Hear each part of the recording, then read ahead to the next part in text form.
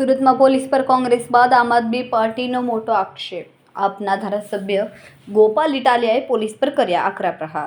Police આપના ઉમેદવારોને ધમકાવી રહી છે, આપના કાર્યકર્તાઓને પણ ડરાવવાનો પ્રયાસ કરી રહી છે. આમ આદમી પાર્ટીના ઉમેદવારો ફોર્મ પાછું ખેંચે તે માટે પોલીસ હવે મેદાનમાં. પોલીસ કાર્યકર્તાઓ તેમજ ઉમેદવારોને ડરાવી ફોર્મ પાછું ખેંચવા દબાણ કરી રહી હોવાના આક્ષેપ. કોંગ્રેસે ગુજરાતમાં 200 સીટ પર પોતાના ઉમેદવારો ઊભા રાખ્યા છે અને એ જગ્યા એ પણ ભાજપના કહેવાથી.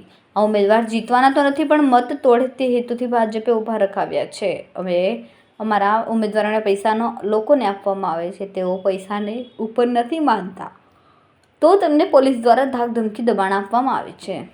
આજે આ પ્રેસ કોન્ફરન્સમાં ઉપસ્થિત સૌ મીડિયા સાથી મિત્રોનો આભાર અને સ્વાગત.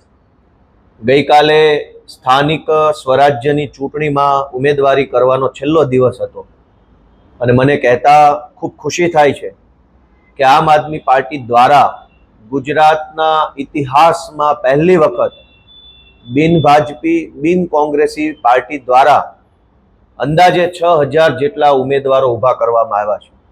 ગુજરાતના ઇતિહાસમાં અગાઉ ક્યારેય પણ કોંગ્રેસ અને ભાજપ સિવાયની કોઈ પાર્ટીએ આટલી મોટી સંખ્યામાં ઉમેદવારો ઊભા કર્યા હોય એવું બન્યું નથી. અમારા માટે આ ખૂબ જ ગર્વ લેવા જેવી બાબત છે કે અમે આટલું કામ કરી શક્યા છીએ, આટલા ઉમેદવારો ઊભા રાખી શક્યા છીએ, એ બહુ સારી બાબત છે.